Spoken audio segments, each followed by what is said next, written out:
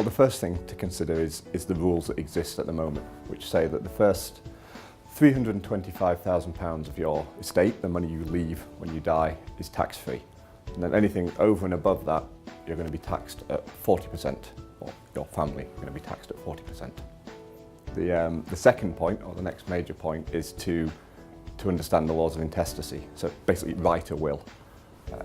Understand where your money will go and who will get what. If you write a will, you choose. If you don't write a will, the government will choose. And if there's no one left, then the government will keep the money itself.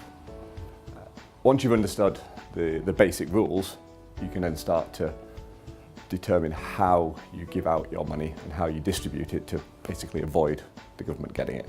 So two main ones to consider are you can give away £3,000 a year without any consequences. If you give away more, it can be treated as potentially exempt transfers, which means you might have to pay tax on it. And you can also give away money from income.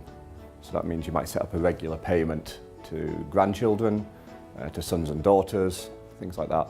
And as long as that's documented, as long as it's recorded, tracked and regular, and it doesn't affect your lifestyle, then there's no tax to pay on that either.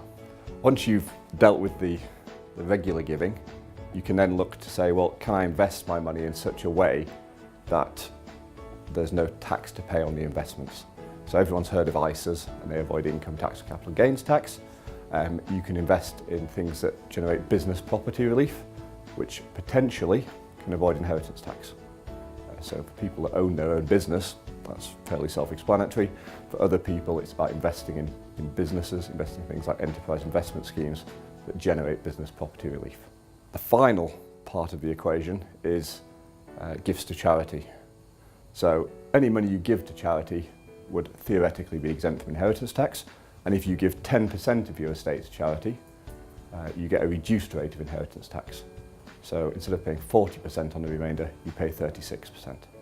So if you're going to do it anyway, it has a benefit, and if you weren't considering it, it might give you a benefit.